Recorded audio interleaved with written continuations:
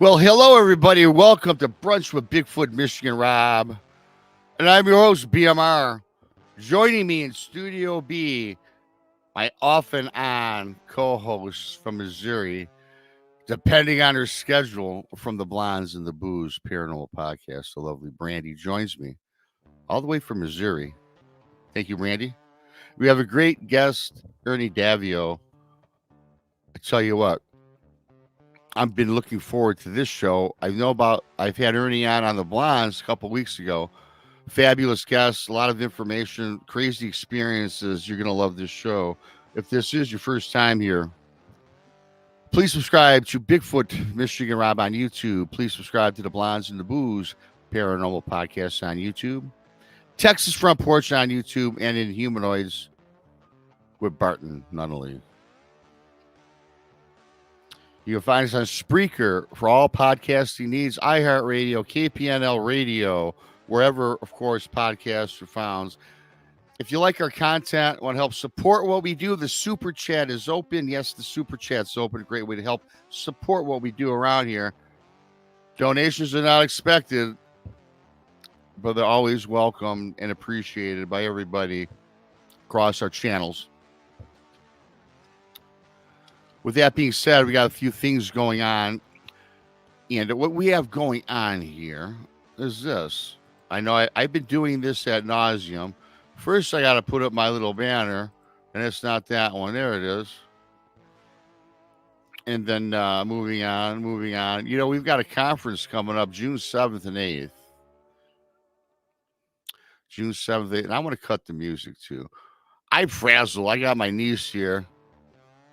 She's taking a shower. Maybe she'll join us later. I don't know. We'll see. I'm trying to talk her into it.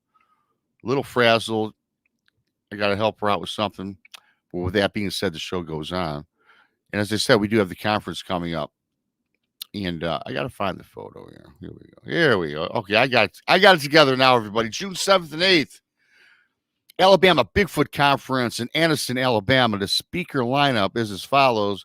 Well, first of all, the Master of Ceremonies is Tex Wesson. Speakers, Barton Nunnally, Daryl Denton, the Blondes and the Booze, Jason McLean, Greg Ogles, Martin Groves, and yours truly, BMR. Tickets are $30 online, $35, at the gate or whatever when you walk up over there. It's going to be a fantastic show. On the 7th, I guess we're already booked. We're having a meet and greet at some restaurant down there in Alabama. It's already booked. However, we won't turn anybody away. Come meet us, check us out, share some stories. That'll be a fantastic time. So again, June 7th and 8th, come on down. Tickets are available. I want to thank everybody who's bought my book. Bigfoot Michigan represents True Cryptid Encounters, Book 1, found on Amazon. I always pin the link to the book here in chat. And it's also found on my YouTube channel page, the main page. So go check it out. If you bought the book, Amazon will eventually get a hold of you. Leave a review. Helps promote sales. That is certainly greatly appreciated.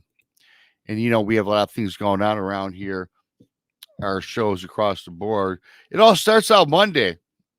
Texas Front Porch. Actually starts 8 o'clock. He goes to about 11 because the first hour is Daniel Diva.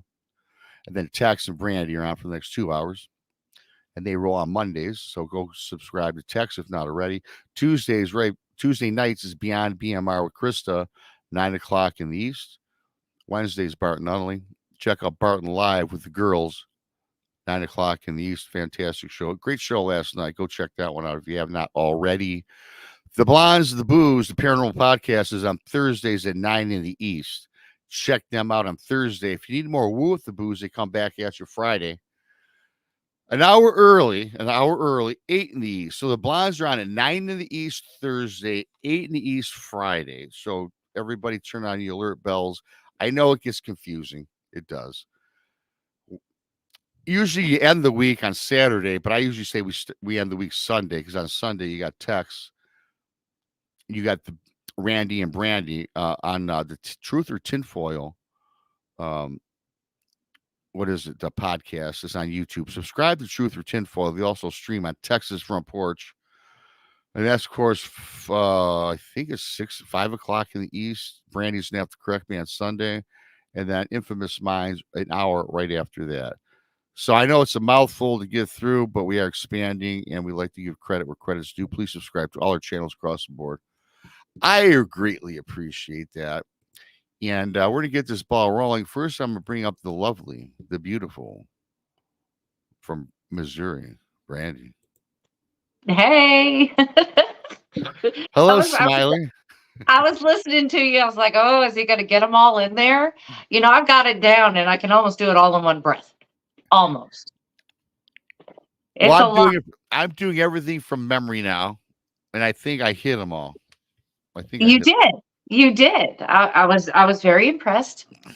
Yeah, well, and you even remembered our time change on Friday nights. Yeah, I did. Did I not? Yes. Because we're going on at 7 o'clock now is because Paranormal Roundtable has shifted their show to 8 o'clock. And so we went to 7 just so everybody can enjoy both shows. So, that's why we did that on Friday nights. Yeah, no, it's good, to mix, to change. Again, we're with a bunch of people now. You got not only myself, you, Krista, Tex, Barton. We've teamed up with PRT with you guys on Thursdays. So we like to not step on toes because everybody likes to see the shows in their entirety. Now, of course, everything is for free in the archives. You can always watch the replay. Right. So if you missed the live shows, go watch the rerun. It's the same thing, you get the same feel and the same content. Nothing changes. And of course, It's free. And of course, it's free, right? Of course it is. I want to thank everybody for coming on in today. It's already starting to fill up. And that's great. I'm glad to see a nice turnout thus far, 10 minutes into it. Because, as I said, Ernie, I met Ernie about 2 or 3 weeks ago. And in fact, he was on the Blondes and Booze with me and Paranormal Paul, another new up and coming. Not that he's up and coming. He's got a channel, Paranormal Paul, which that's not the name of it. It's Paranormal Among Us. Yeah. So go check out Paul. He's a cool dude. I liked him. So we interviewed Ernie on your show, Brandy, when you and Krista were off gallivanting about the United States. and Ernie wasn't the original guest for today because I was waiting to have Ernie on in March or April because I don't like to have repeat guests within a 2-week time frame. Right. But I had a cancellation for Thursday, less than 24 hours. But the guy, I kind of expected it. One of those flex schedules. Yes. So the first guy that came to mind was Ernie. I'm going to see what he's doing at 1 o'clock in the afternoon. And he immediately said, yeah, I'd love to come on the show. So I do appreciate that. And everybody listening, you're going to love this show. And with that being said, I'm going to bring up our fantastic guest, Ernie. Hey, Ernie. Hey, great to see you, Brandy and Rob. Great to see you. Great to see you. First of all, before we get started, thanks for taking time out of your busy schedule and for the late notice and appearing because, I can wing it with Brandy. And those are always good shows because we talk about a lot of different things. But, people love the premise behind these shows, get people on that have had experiences, that have knowledge about Sasquatch, Bigfoot, cryptids. We dabble into paranormal sometimes because all these things to me come together. They're all related. And before we get on with your story and your knowledge, tell our folks out there if this is the first time that they've ever seen you, just give them a little background, I guess. Then we'll really get into it. Well, I don't really have much to talk about in my background. I'm prior military. Yeah. I was heavy into the martial arts as a competitor for many years, and I'm a butcher, and I like to do outdoorsy things, except for hiking in the woods up until probably just recently. This is my second time out. I just went about a week ago in close to 40 years. So I'm acclimating back into doing the hiking because I used to really love doing that anyways. But that's pretty much it. Outside of just like motorsports or something like that, I'm just your average guy, I think. I hope. There's nothing average about you, Ernie. Thanks, Rob. As a person, I met you. I could tell. Brandy knows this. I can sum up people pretty quickly. And the first 5 seconds into the show we did with Paul, I said, "Man, I love this guy. Down to earth, truthful guy, and I know this guy I can have a beer with and just shoot the shit, with no complaints." So yeah, you're a guy I would definitely hang out with, and it's not just because of Bigfoot. I get that vibe, dude. So thanks for coming on. You're welcome. It might turn into more than just one though, and probably the whole weekend. Who knows? I'm one of those guys where I just don't have one. I either drink or I don't drink. That's it. Exactly. I can't do that. Yeah. Maybe to wash something down. That's about it. I'm not into teasing. It's all or nothing. I'm an all or nothing type of guy. Yep. So, and Brandy will find out in Alabama. Oh yeah. I'm still looking forward to that conference because we're so close knit. The whole group, every speaker, we're close knit, and it's just great to me. It's just really great because I'm like, this is going to be fun. I mean, I've been to conferences where I felt kind of like I'm off to the corner and I'm doing my thing, and then that's okay. But then after that, I'm kind of sitting by myself, and there, I'm just like, well, I don't get that good feeling, that vibe that I like.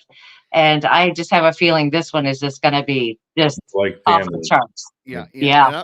And I got to say something too, Brandy, and everyone listening in chat, listening later, or listening wherever you may be. I'm getting the feeling that this is going to be a pretty big turnout. I got that gut feeling that, first of all, the 7th is already booked for the meet. Yeah. And again, folks, if you do make it down, we won't turn you away. It's just absolutely not. We just want an idea of how many people would be there. And I think the speakers, I don't think you can beat the speakers we have. And I'm not tooting our horns, but as you said, we all like each other. We're friends, but very knowledgeable. We've got 5 years to 30 plus years experience that'll be speaking at this engagement. From all backgrounds, walks of life. So it's going to be exciting. I'm geeked for it. I'm geeked for it, freaky geek. I'm geeked for it. Right. Well, I kind of wanted to say that the dinner portion that we're talking about, the whole meet and greet and all of that. Yeah, that's booked, but the whole restaurant's not booked. So come have some dinner, then come into the room, meet with us, talk with us. You just won't be able to sit exactly in the same room with us, but you'll be in the same restaurant and come on in. And I tend to wander around anyway. You never see me sitting down. I can't sit anywhere for 2 minutes. Of course, for having dinner, I can sit. But after that, I'm bebopping around and, it's from my bartending days, I guess, right? I'm always around, active, talking with people. We need somebody on the bread and the donuts and stuff too, Rob. The sugary things. Yeah, well, we talked about that before, man. If you want to cut a little pounds, you can't eat that bread. Now, I have to say, I don't know if people are familiar with this. It's a kind of a Polish thing. I'm Polish, German, and Ukrainian. That's my mix. And I don't know what my other mix is because my mom, she never knew her dad. My mom is a child of my grandmother, just having a good time, and never knew her father. So I don't know what else I am. But I got to tell you this. I take your advice, Ernie. I'm trying to cut back on the carbs. I like to shed about 10 pounds. Here's the thing. For us Polish people, it's called Puchki Day. It's the day before Valentine's. It's deep fried donuts. Fat Tuesday. Made from Fat Tuesday. Ernie's on top of that. I got a half a dozen. No. I'm on a diet, right? I go to work, and what do I see on the cut? Because I'm a butcher. What do I see on the other cutting bench? 5 boxes of donuts. Oh man. Oh no. And I people may turn them out. ask what's the difference between a donut and a punchki. And it's spelled Pacyzki, but it's spelled punchki, I guess. They're not your average donut. They're deep fried in a vat of oil. Mm. Delectable. Yeah, they just don't lay on top like regular donuts. You know, they go right to every part They of your go body right you in don't want them there. to go. Mm-hmm. Yeah. So I broke that. So thanks for everyone coming in. We're gonna get started with this because we always like to start our shows with a little chit chat. So Ernie, Yeah. what was the first thing that got you involved with this? You can go back as far as you want. I mean, we all have a reason. I started this channel because I had an encounter. Never would have had started a channel until something happened to me. I Right. suspect most people are like that. And I'm wondering that about you, man. Well, okay. I actually have 2 starting points. Very all right? good. Back when I was just a young, I'd say probably even 8, 9 years old, I used to always pick up my uncle's magazines. He had the National Geographic, Science Digest, things like that. And I spotted the something about a Sasquatch or Neanderthal or something like that in there. And then my great uncle also had hunting books, outdoor, field of stream, things like that. So I was always having those thoughts back, when you're young like that and being acclimated into a family that, part Native American, did a lot of hunting. Dreams of getting a bear or whatever, and the things that the adults were doing. So I seen that, and I always wondered, well, I wonder if there could be one walking around out there. But then you just totally pass it off. So, and I'll probably get into part of that in the encounter, but after the encounter, for over 30 years, 35 plus years, I just wished that somebody was going to come forward with a story that was like mine, close to it, far exceeded it, something, because for all those years, I never heard anything. I talked to one guy originally 2 weeks after it happened, and pretty much he had some choice words, and I shut right up. So I'd say maybe 5 years ago, I started getting on the computer and watching the forums, and what I was looking for was somebody that would understand what I had to say. And I did find that guy. He's passed away, and he was an animal behaviorist. So who else would understand something like this? So that got me back into it also because nobody else was coming forward. It was my hope that if I had one person stand in that field, I could stand along next to him. Nobody ever did. So now I had to take a good look at it and say, I need to stand in that field, because there's so many people that are made fun of and bullied in both fields, in Dogman and Sasquatch, that we're losing those stories. A lot of them have PTSD over it, and it takes a really strong individual to come out. So that's what brought me out. I said, I've got to make a stand and let somebody know that, I want to hear your story, regardless how crazy you may think it is. You haven't heard anything that I've heard, and you might not have heard this one. Yeah, and I gotta tell you, I know the feeling exactly. I'm sure Brandy's kind of gone through it. All of us. Yeah. When I first had an experience, Ernie, I kept it in for a very long time because, first of all, I'm not, as Brandy has said many times, I believed in the existence of Bigfoot ever since I was a little kid. I saw In Search of with Leonard Nimoy. I wanted to believe, right? So Right. I got as much information as I could as a kid. I believed in ghosts, the paranormal. I've had many of those experiences as well growing up and throughout my life. So I knew there was something out there. But today I don't believe in Bigfoot today. I'm a knower of Bigfoot. I know that he's there, right? And getting back to what you were talking about, kept it in for a long time because I didn't want to look like the fool, the village idiot, someone making up a story. And it was quite embarrassing, right? I mean, I'm not making this tale up just to get, get some jollies off, right? It happened to me. But to tell somebody to see what you saw and how it happened to me, it's just not believable. Today, I don't care if people believe me or not, and 99% of the people that heard my story do believe me, especially if you are in this field. So yeah, I know they exist. I know it all exists, and I know that it all relates in some way, which we'll get into a little bit later. I would totally have to agree. Well, it's my first sightings. I actually had two were kind of close together. I had my first one in May of last year, and then the second one in September.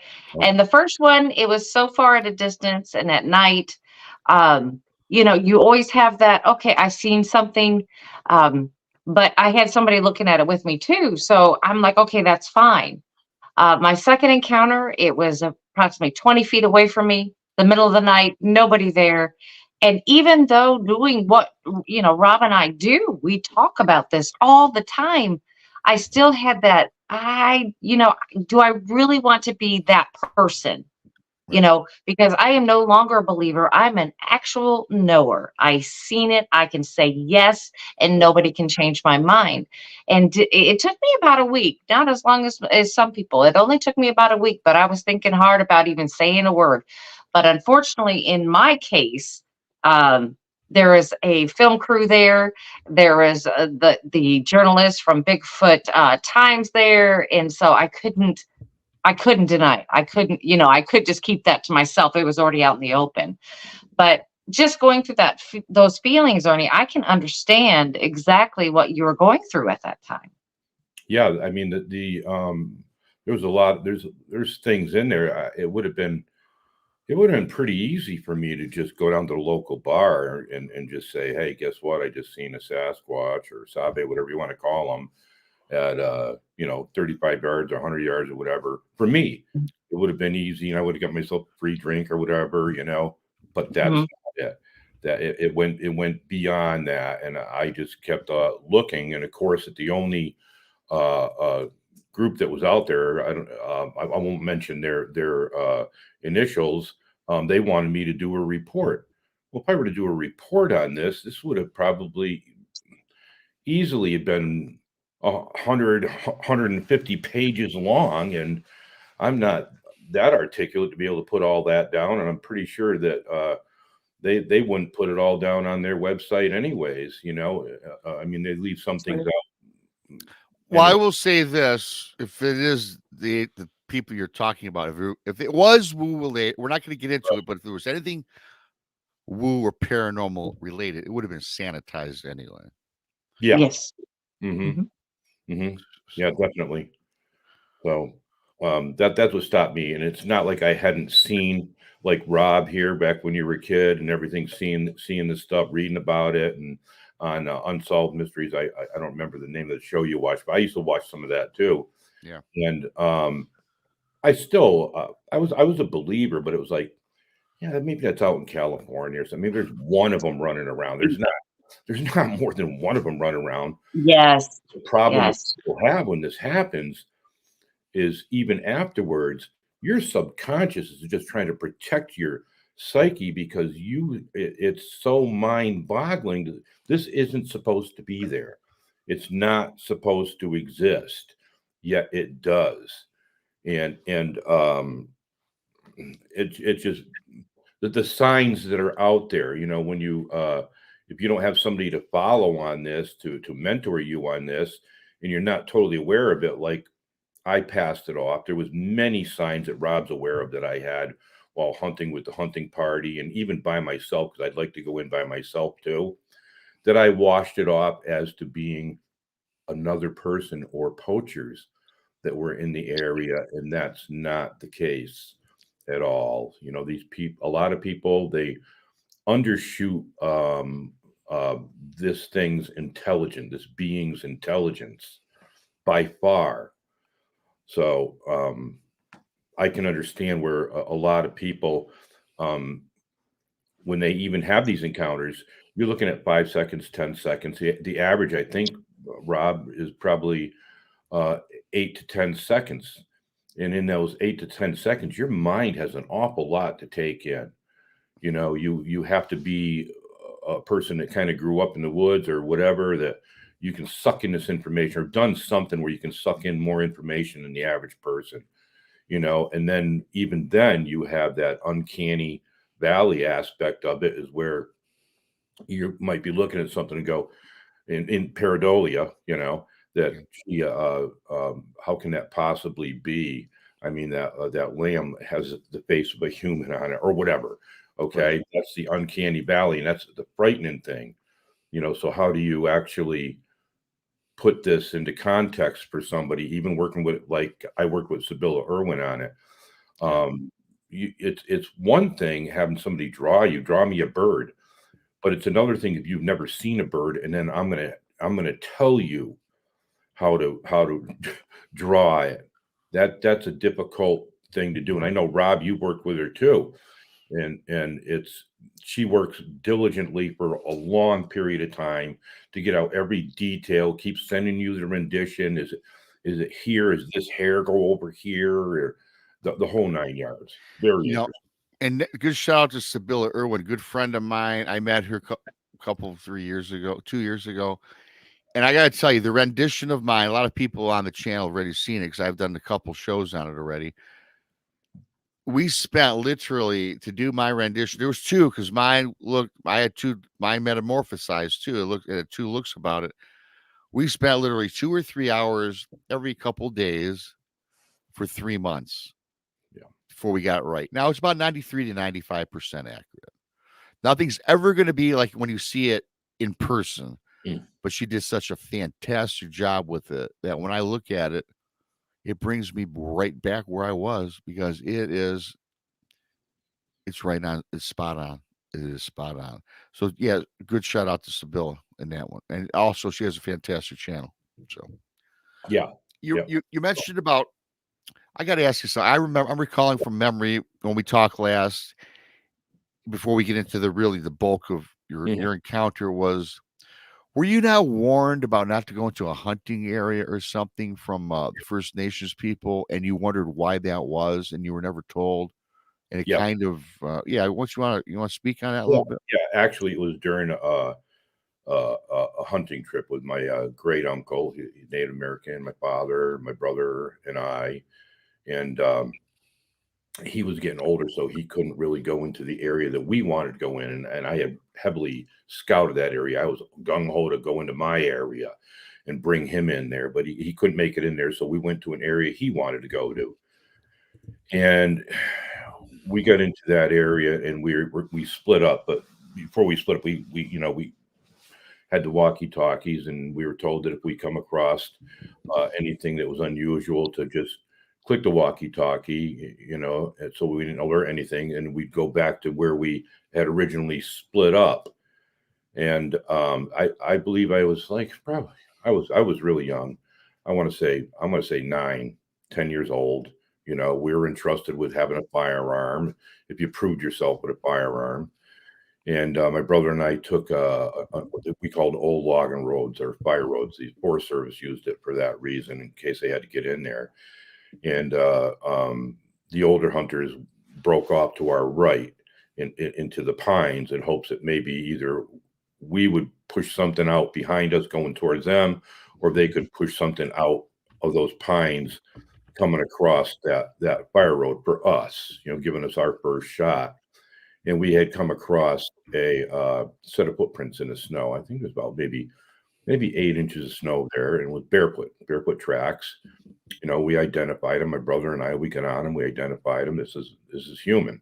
Looked like a human footprint. So we clicked the walkie-talkie, because that's disturbing. I mean, it was the fresh snow too. So who the hell was out there walking around barefoot, in the snow out there? And so we clicked the walkie-talkies. We went back to where we had split up originally, and they showed up, and they told us they were speaking French Indian. They told us to stay there. They were talking to each other like that. They said, "You stay here. We're going to go check it out." And they were gone not too long. I would guesstimate like maybe 15 minutes or so. And they came back, and they didn't come right over to us right away. They just had their chit chat themselves, and And my great uncle obviously told my father to come over and talk to us, and he came over and he said, "We have to leave. We have to leave now. We're not supposed to be here hunting in this area." And I wasn't happy about that. I mean, I gave up my hunting spot to come in here, and you're telling me that some dude is running around here probably naked. Maybe that's what happened. We didn't know. I mean, you met up with a guy running around in the snow barefoot. How do I know? And quite obviously, it's probably not safe, but we weren't allowed. We're not supposed to be in there hunting, so we left. So that was one of those things that you kind of pass off. It's like, yeah, okay, because they're not telling us what they've seen or who they talked to or anything like that, and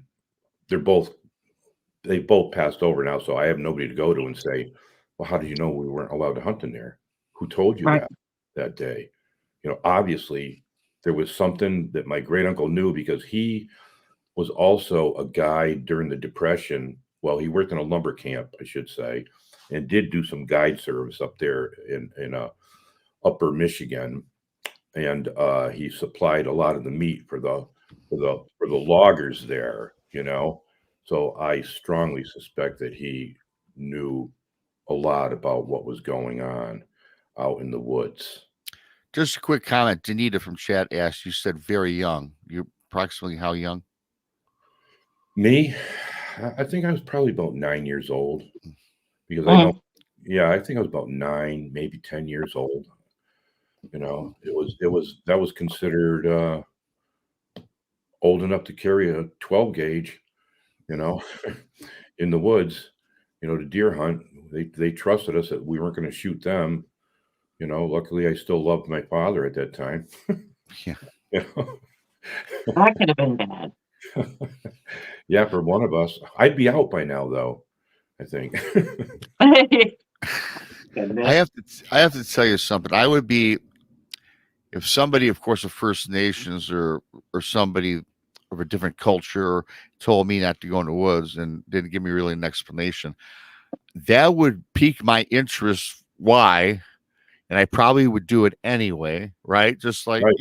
And so that's the mystery behind a lot of these things. Is really a mystery behind what you've really experienced throughout your life. Is that fair to say to you? Fair to Yeah, say? yeah. I mean, I joke around a lot about it too, because Yeah. That's just who I am, to keep my sanity. Right. If your elders told you to do something, trust me, I'm almost 6'3", and I'm the runt in the family. There's women that were bigger than me, and if they said to do something, you're going to do it, unless you're crazy, and that's what they would do. And because they did that day, I pretty much looked at things like it wasn't a Sasquatch or a Sabe, that it had to be anything out there had to be related to people in the area. So my joy was to go beyond where anybody else was hunting. When I got that far, I was completely happy, and that was it. But that's where I was, just listening to what they tell you to do and do it right. And I don't know. I think me as a child at 9 years old, I'd have been questioning why. Somebody had to tell me something,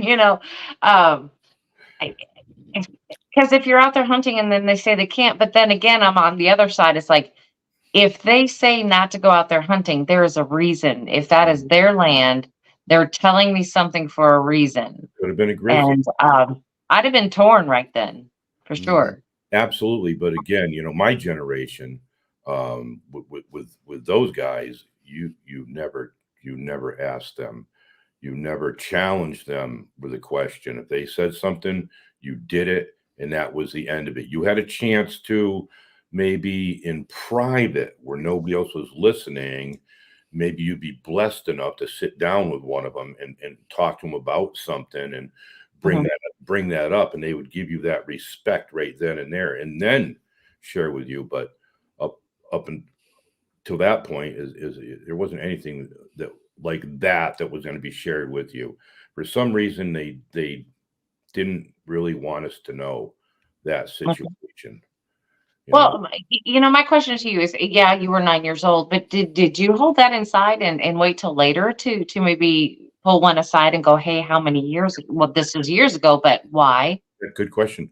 Because after my encounter, I think it was a week and a half, 2 weeks later, I had gone to my dad over to his house and sat down at the kitchen table, and I started telling him, because I mean I was still kind of shaken over this, and I started telling him what happened, and he just stopped doing what he was doing. And he looked at me dead in the eyes across the table, and he goes, "Yeah, I know." I went, "Oh." Oh, I went, "Man," I said, "You knew this whole time. You knew, you know." right. And why could you not have shared with me? Because think of where this might be today. If I would have known that before I had the encounter, and then going into the encounter, and when you hear it, you're going to say, yeah, I mean, who knows how it would have really turned out If you had some knowledge, if I yeah. if I had more knowledge. Hmm. More knowledge. So, and that would have been all my uncle. Well, why don't we get into that encounter? Okay. Unless you got something to preface it with, but you've done a good job thus far. So Yeah, no, I mean, towards the end, I do have something to add to it. no, absolutely. Brandy We got plenty of time, Ernie. Plenty of time. Well, like I said, I never really knew about them. I just wanted to get in deep into the woods, and I never realized when this did happen to me, I researched me. Why me? Why did this happen to me? And is there anything else going on in the area? Did anybody else see it? Like I said, I was begging to somebody please stand up, but um, I can tell you this is when I went in, particularly by myself or with my brother. We had topos of the area. We really studied the area. We knew the terrain. We knew the water sources. We knew the feed sources. We knew uh, where they were coming from and where they were going to, right to where they were bedding down. And that's the way we learned how to hunt, so we could set up an ambush point somewhere's in between and catch them a little off guard, or catch them early in the morning coming out of their bedding area, if you could get in that far. But I scouted that area out. I had seen prior to this, I had seen where there was a hole punched in the ice on top of the mountain on Drake Brook, and that comes into play on exactly where I had my encounter, and it was brushed out. And part of the branch was broken off on the mountain laurel and thrown right back into the brush, out of my reach. But I washed it off. I never thought for 1 second that these things even really truly existed anymore. But that morning I got an early start. I parked down on the Cobble Mountain side of the reservoir, which is closed. They have that patrolled by the Army helicopters go in there. They have ground sensors in there. They know if you're in there or not, and they will come in there and they will take you out of there. Mm. And that's another part of that story. But I parked there so that I wouldn't alert anything. I had checked my windage to make sure what side of the mountain I was going to come in on, and I determined it would be the Cobble Mountain side that's adjacent to the Granville Reservoir, right across the street. And it was probably maybe about a mile walk. You had to walk down by on this old, like it was a logging road, access road. They had a gate in front of a steel gate locked, So that was a good factor for me. I knew nobody was going to should be really in there.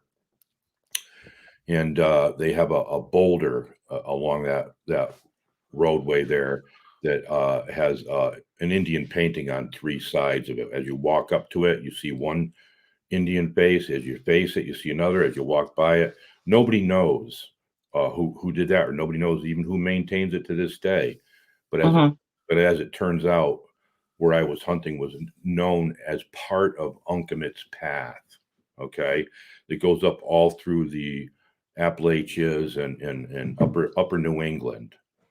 But the wind was blowing in my face, so I accessed off of that road to go up the side of the mountain, up Drake Mountain, and I knew that from my calculations that there was going to be deer bedded down about 3/4 of the way up that mountain, it would hook off to the left and then hook back up to the right and go up on top of the mountain. 3/4 of the way up, there was 3 boulders, big, huge, giant boulders. It reminded me of Stonehenge. I used to like to maybe have my lunch near there or whatever, one of the things I'd Mhm. take a nap, but I knew they'd be in there. And as I got close to them, it was kind of crispy out.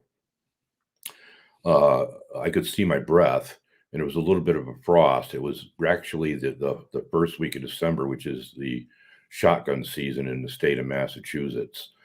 And as I got up to the point of the boulders right there, I had to watch my step on.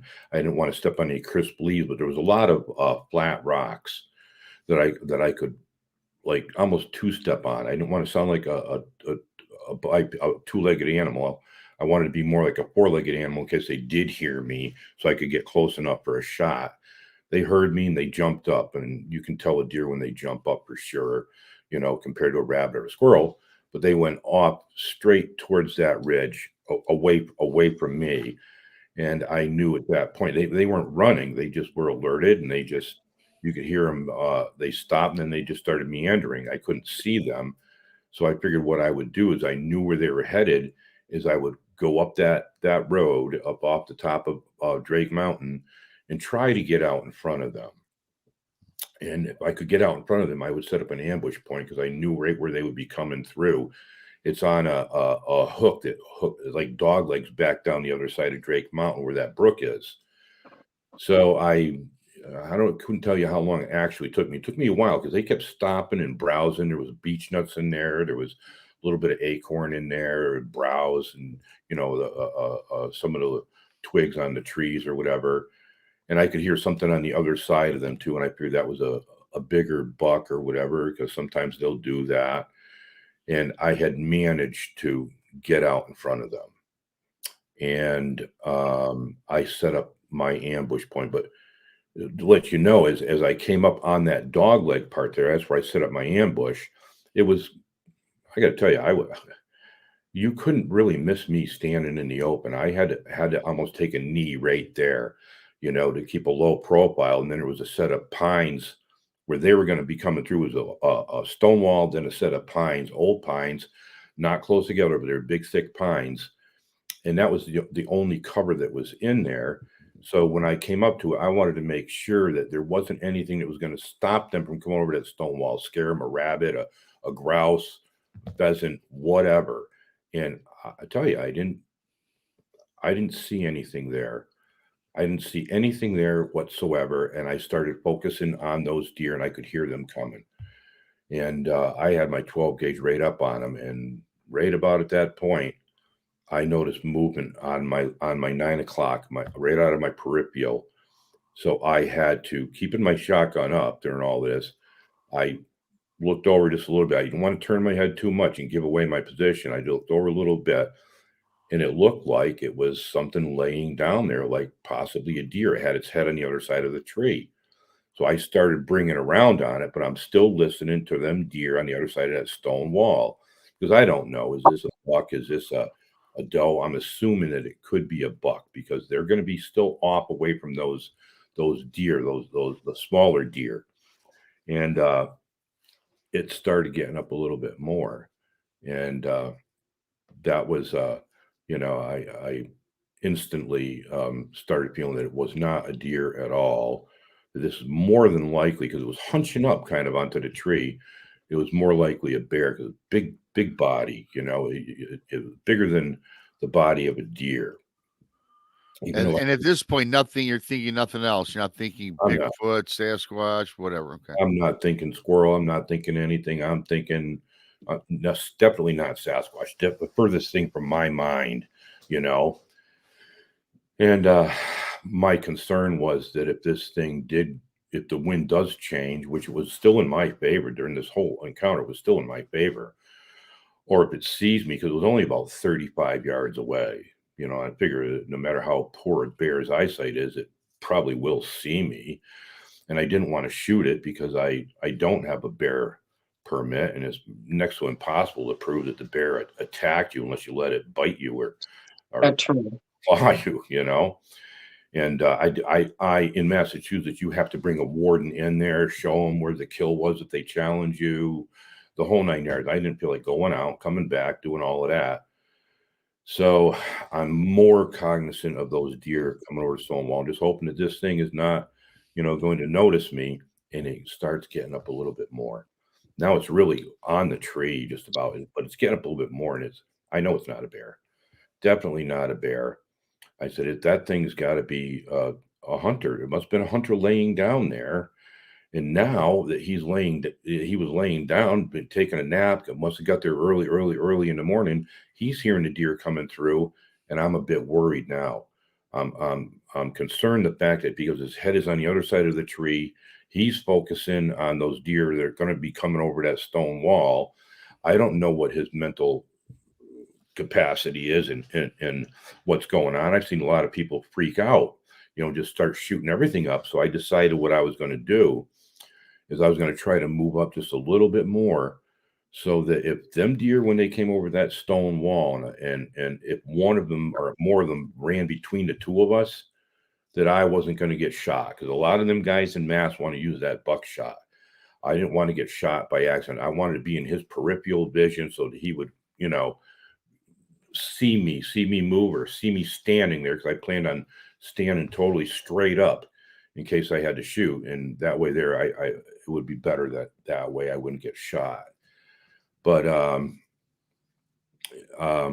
it was right at that point there that a knockdown drag out happened on the other side of that stone wall. And when I tell people knockdown drag out, I'm not talking about you hear a couple sticks snapping, or you hear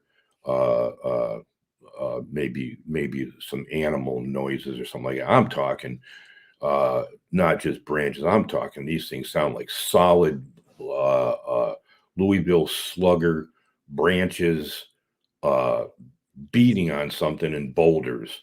I could hear boulders obviously being thrown. It sounded like something came out of the trees. Right before the stone wall, there was a little sapling area. There was all beech nuts right in there, and then it was like the palm trees, and there was a couple of oak trees right in there too.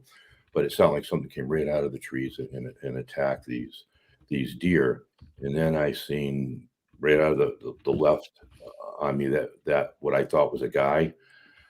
He was even taller than that. His head was still around the other side of the tree, and I couldn't believe that there was a guy that big out there standing there. And that's when it dawned on me that this can't be a guy.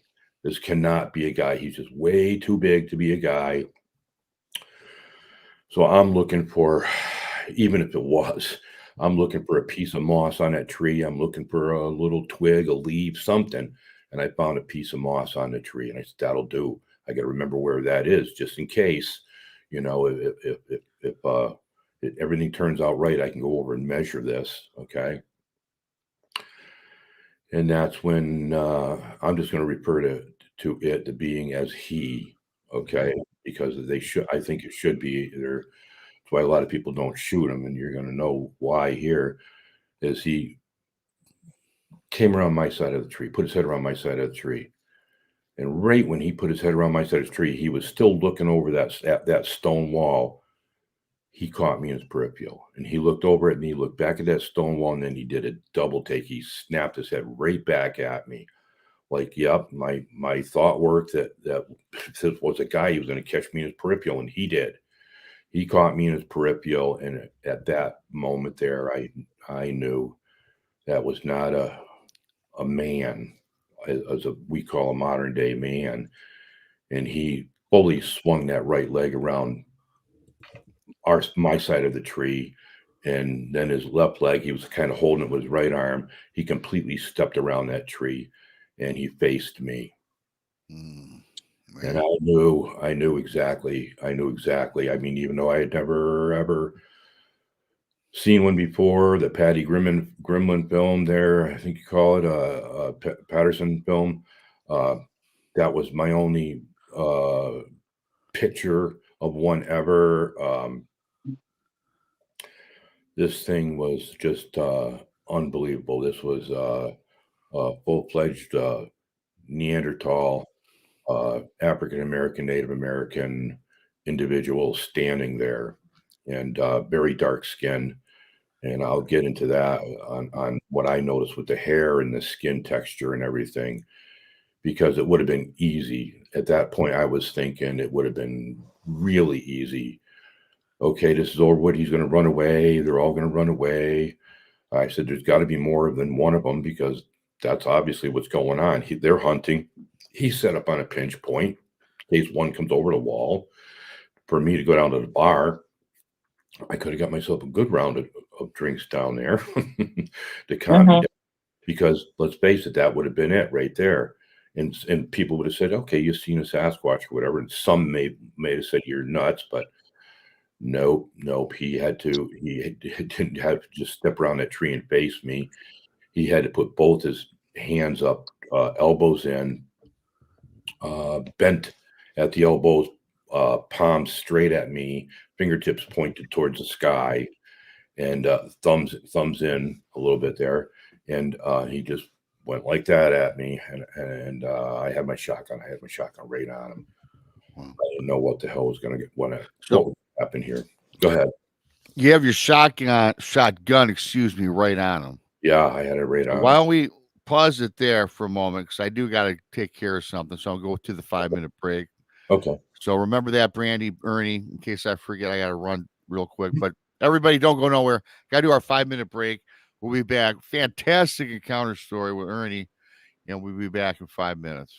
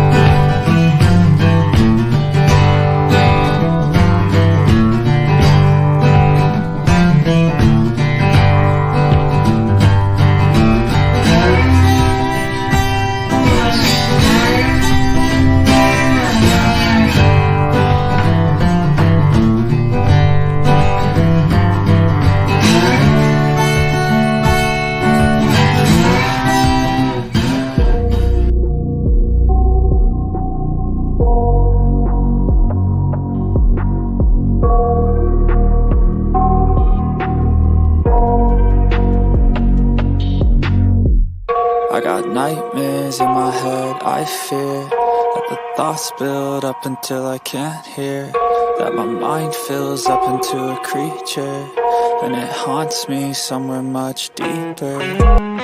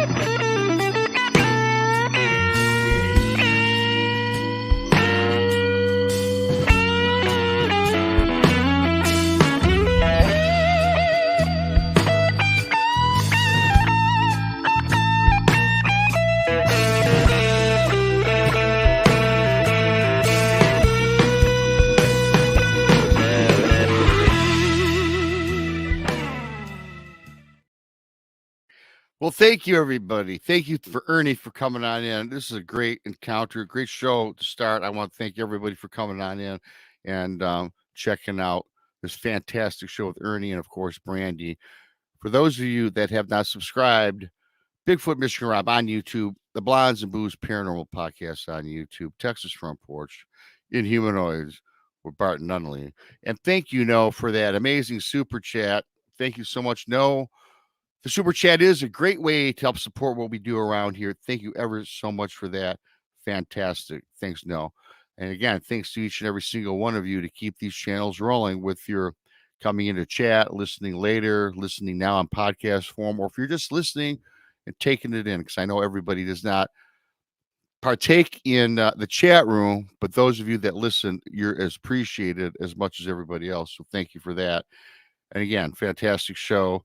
Check out our channels throughout the week. I gave the schedule at the beginning of this show, so go check that out. I'm not going to waste time with that because I'm enthralled with this story. And I'm going to bring my guests right back up. Hey, we're back. We're back. We are back. Yes, indeed. Thanks again for coming on, Ernie. Fantastic.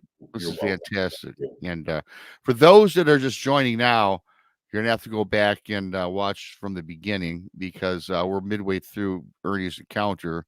We just got up to the part where the Sasquatch unveiled itself. And now, Ernie, you've got the shotgun poised and ready, if I remember correctly. Yep, absolutely. Yep. And I just wanted to throw in there, too, is I've had a lot of questions on, why didn't I shoot and this and that? And there's a lot of reasons. But I think what was protecting me or my subconscious was the fact is being in the martial arts and being in the military and what it did, it was actually gaining my trust, which is frightening in a way, and it should be, because David Paulides actually mentions, when people are missing is how does this happen? But I have my shotgun right on it. And it put both hands out, elbows in, fingers to the sky, palms facing me, and pumped them twice. And I felt a little bit more relaxed. I was very concerned, but a little bit more relaxed. So I lowered my shotgun. Okay. And not totally to the ground, because this was only about 35 yards from me when he started off. And he started to walk towards me. And as he walked towards me, he went and made another hand gesture to me. He pointed to my chest and pointed to his own chest. He used one finger, and it took me years and years to look all that stuff up. And I was glad to see Melba Ketchum, regardless of what we think of her. She came up with a perfect name for this, Blood Brothers. Mm-hmm. Okay, because that's what does mean in a lot of the native sign language and maybe even in American Sign Language. If you use two fingers towards somebody and one finger towards yourself, that's they're better than you, or me, I'm better than you. Right. Okay. And it wasn't trying to pick a fight with me because it wasn't going like that at me. It was one finger to my chest, one to his own chest, center of his chest. I took that to mean that we were equal. I was a bit more concerned, maybe a little, having a little anxiety over the fact is because it kept closing a distance on me. And I started wondering, you know, is there going to come a point is where I'm going to have to do this back to him, you know, because he was actually studying me. I was studying him because he looked at me originally like, where did I come from? You know, how did I get there? And I was totally looking at him like, you know, where did you come from too? But as he walked towards me, he did that with his pointer finger from his right hand to my chest and to his chest. And he did another hand gesture to me. He elbows in, arms bent a little bit, palms down to the ground. You know, Do you think these gestures are for, he was trying to communicate? yeah. I actually felt like he was trying to communicate to me, and this hand gesture, I completely understood this hand gesture. The first hand gesture, I pretty much kind of understood that as like, hold on, you know. And this third hand gesture, the palms down, and then you flip them over and the palms up. I took that to mean that they had no food. He had no food. And I was assuming that there definitely is more than one of them on the other side of that stone wall. He was definitely hunting, set on a pinch point with them and turning his palms up. He was looking for food. And now I was thinking that, you know, I definitely, that's a question. I'm going to have to answer that somehow, you know. And he continued walking towards me.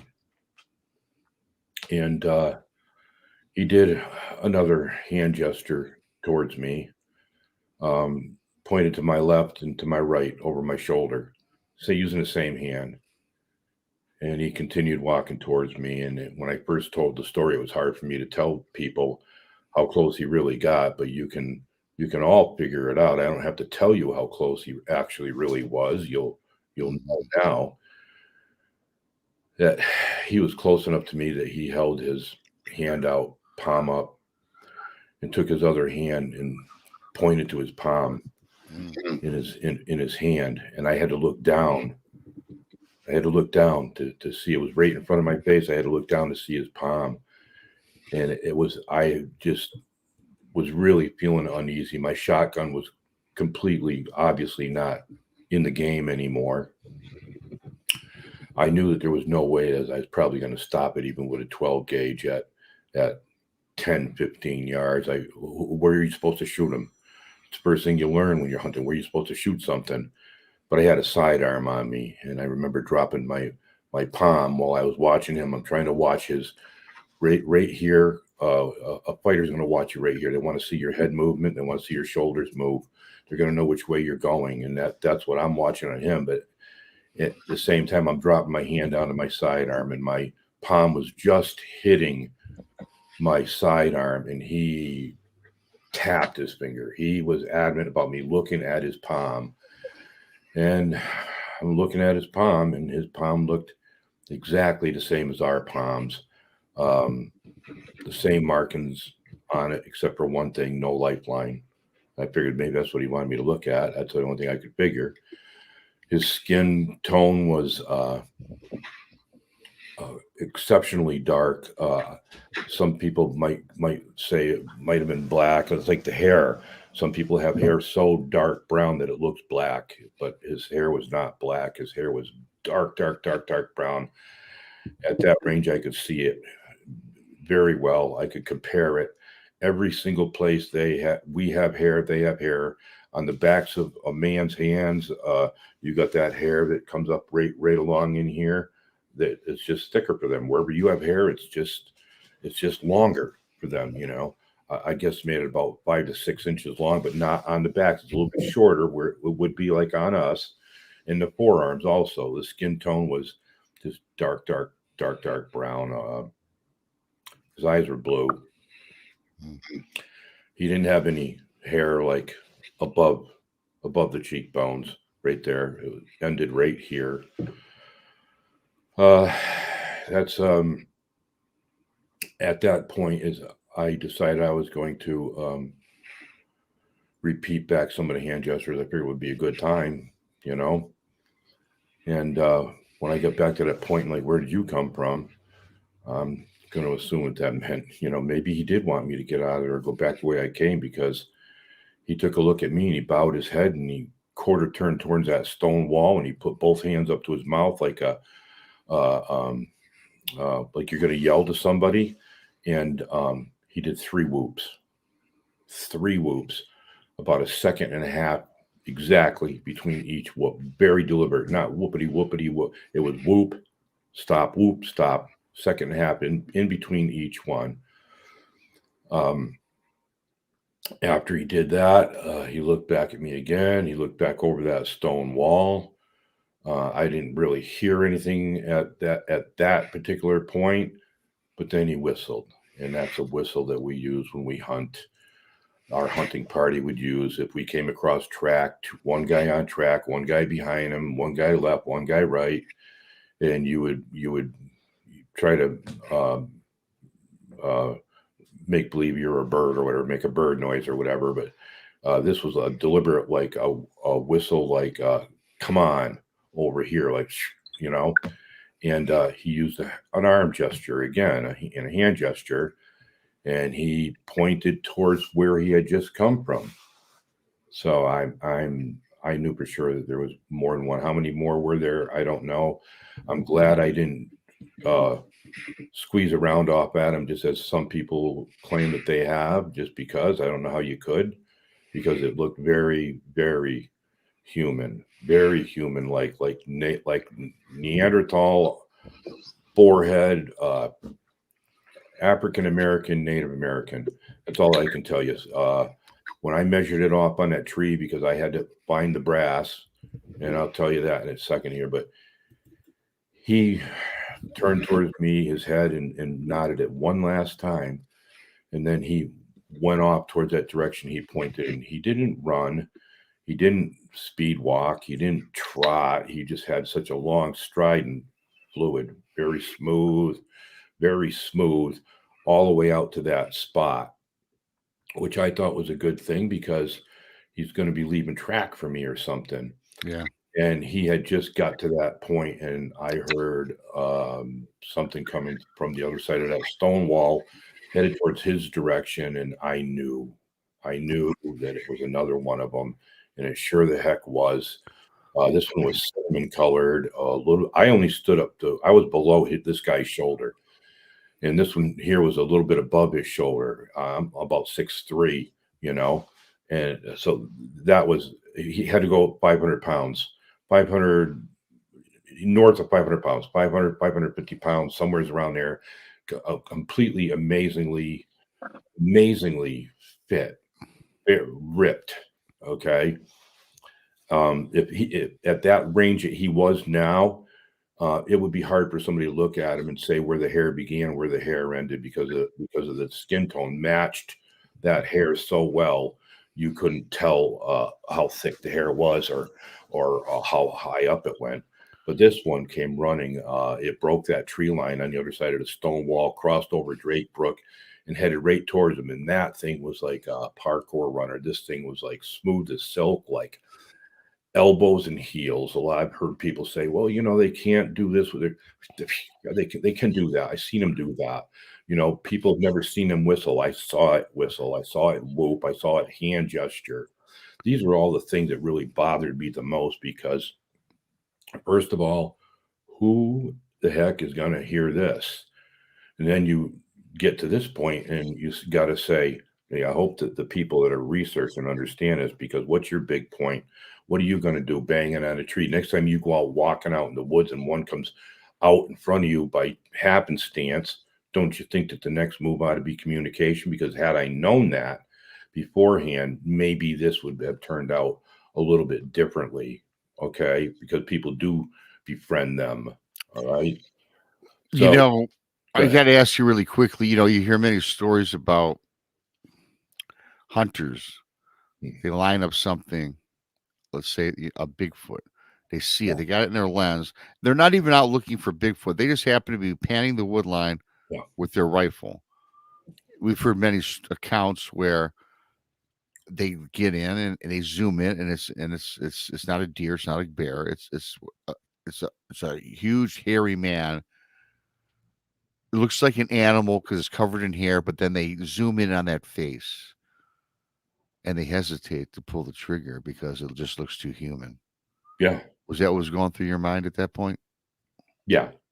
Yeah. It was just way too human. Plus, because of the size of it, I was feeling very uncomfortable. Like I could have been on the buffet table because I knew that there was more on the other. I highly suspected. I was concerned, strongly concerned. There was more on the other side, and how was I going to get out of there if something like that did transpire? Had he been ugly and if he would have came at me, yeah, I would have unloaded on him. Yeah, well, yeah. If he comes at you, you have no choice. I presume. Yeah. But I believe this too.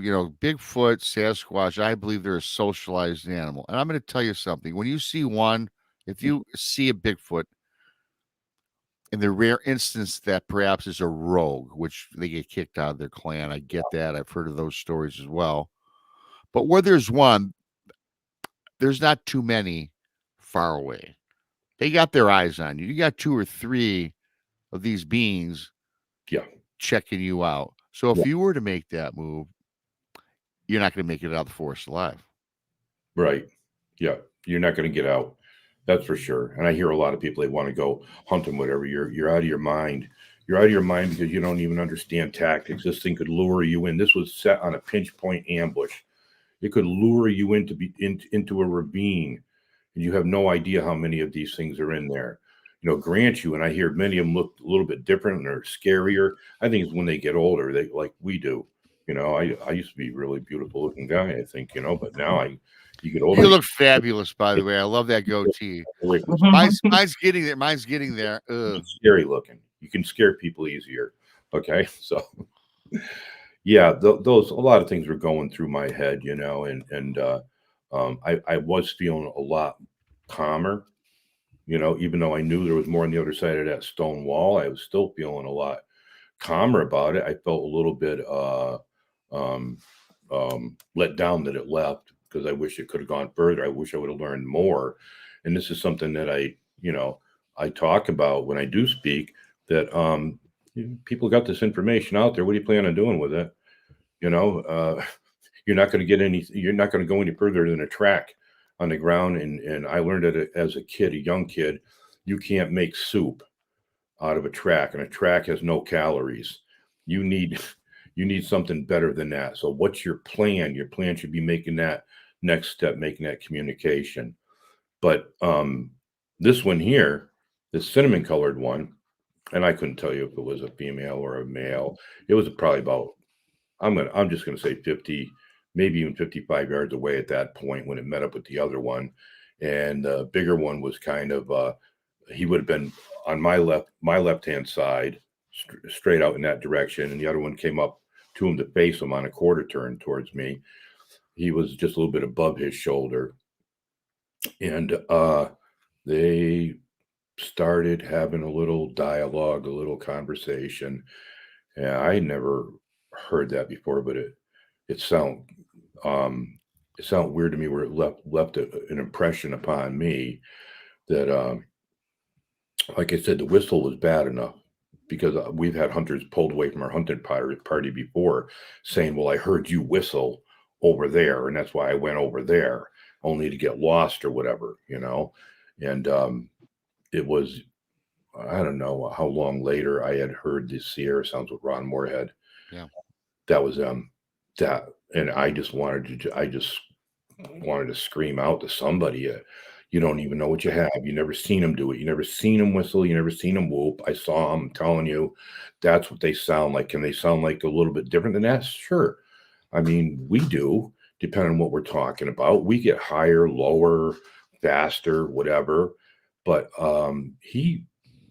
they had their little dialogue going there, and like question and answer time or something. And the big one pointed at me. He ratted me right out. I was still standing there. I was just totally, I was amazed. I was amazed. And that littler one, he had to duck down a little bit because there was one sapling between us along that distance that had a branch that came out on it. It might have been maybe a little oak or something like that. I don't remember. Ernie, really Yeah. quickly, I just seen this. I was going to ask you this werewolf in chat really quickly. Was you mentioned Ron and the Sierra Sounds? Was the chatter you heard much like the Sierra Sounds? I think you mentioned it sound very similar, correct? Much like there was a lot of stuff in it that was exactly like that I can only imagine. It's only the word that they're choosing when they're speaking with each other that would be identical. So I mean, I don't understand their language, and I guess that it doesn't understand mine. That's why it was using sign language. Indians did that. Trappers did that. You don't understand Navajo. Navajo don't speak Abenaki. So how do you communicate? You communicate through your sign language. But I got to ask you something because we're yeah, talking about communication. I got several friends that I've spoken with, and other stories that I've heard, other people we've interviewed. To the communication thing you just mentioned, we don't understand what they're talking about or what their language is, and I get that. If I walked up to and was talking with First Nations and they were speaking in their dialect, I don't know what they're saying. right. And before I get into this question, I'm out in the APR camp. I think I'm not going to get into my beliefs. A lot of people already know. However, people say they can openly communicate with them through telepathy, and they may be communicating in a foreign language, but when they get that telepathy, they call it mind speak. It's comes in English tone or form. Have you heard of that? Something that you believe in? I know it's all woo and it's a little crazy, but the people I talk to swear by this, and I'm not going to doubt them or call them out on that because I hear it all too often. There was a time that I was not in the woo community at all because of what I had to do is research me. Remember that. And what I seen did not choose to go through a portal. It obviously was eating meat. Okay, so why would a ghost need to eat meat? So for woo back then, for me, that's what I was thinking. Okay, now all I can tell people is watch that Morgan Freeman show, Lucy. Is this something that a higher level? Because there are animals that can use an infrasound. I mean, we as hunters some hunters don't realize it. And when you're hunting rabbits, if you're close enough to a rabbit and you don't want it to run, stomp your foot.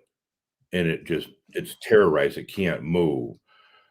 There's a lot of things that would take into effect here. When you have a fight or flight going on in there, that could be part of it right there too. You're really hearing yourself. You're hearing your own self, your subconscious telling you, get the hell out of here. Even in your own voice that you're going to recognize or maybe not. But my point is, yeah, there appears to be something that they can do, that they definitely can do. And what it is, I don't know. Other people may say that they are communicating with them. That's a good possibility because who am I to say, to put doubt onto anything, particularly after this? That would be totally obscene. And at one time it was the dog man. I included that in the woo and the dog man. No, you've seen the fairy godmother too or something. No, definitely not. And you're probably by the end of this, you're gonna hear something about that also. Not the fairy godmother, but also the dog man. But they met up. They had a little conversation on me. He ratted me out. Then the big one did something. He pointed to the little one and told him to do like a semicircle around me to the right, and he pointed to his own chest, and did that same maneuver that he was going to go left, like a flanking maneuver. And it was at that point I was really hoping that I could go track him to find out more about him, to find out where do you go, or do you live under a rock or a cave, or where's the cave? It would have been interesting for me, maybe we're going to sit down and make some smoked fish or God knows what, but they split up and I started getting creepy feelings. I said, there's obviously, I'm not going to go over and look at the deer kill. It's not mine. I didn't get it. I was trained that way from when I was a kid. I did not shoot it, even if it drops dead in front of me. It's not mine. It's the guy who shot it, the guy who got it. Okay. I'll help him with it. That'll be about it. But they split up, and I found myself almost freezing up there at that point. And I said, oh, because my spidey senses, I said, I've got to go over to that tree, measure off on that tree, how big this thing was, find that piece of moss, which I did. I stood up against a tree, put my hand on top of my head, took a half a step back so I could see where my hand was in conjunction with that piece of moss. And then I measured up with my other hand, and I came up with 7 foot 8 inches on there. And I figured that's a pretty accurate number up until I came out a couple of years ago with this. People were going, they're 15 feet tall, they're 30, they're 50 feet. Maybe they are. Maybe there are some out there that big. I guess it depends on how deep the snow is wherever they are, Mhm. But now we're hearing more and more people that they mirror that and they go, yeah, he was 7.5 feet tall. Well, tell me how you know, because if I'm going to listen to your encounter, if I'm going to take your eyewitness account, I want you to tell me how you know how tall it was. I want you to tell me how far something is. If you measured off with a tape measure 35 yards, you have to be a bow hunter or something like that to learn that yardage and everything. Go out there, measure it off, take a rock and throw a rock 35 yards at a target. And do that 25 times. Now walk out in the woods and try to find something you think is that far away and hit it with a rock. I bet you don't. And I bet you when you measure it, you're going to find out one rock. I bet you're going to find out it's either way shorter or way further away than you are. Now, Sibylla Irwin, when she measured that, she actually told me after doing the Google Earth, I guess there's 2 versions or 3 versions, she dropped pins on the area. And I was only off by, I think, maybe a yard or 2 from the original position and a yard or 2 from the last position that they were at. But they had split up. I gone over, I measured that off on the tree. And then I wanted to try to correlate that with the stride. It had gone through, it was a little knoll there. And I think what it did was it crawled up from that knoll. That's why I never seen anything there. When I first got to that point where my cutoff point was to ambush those deer coming through.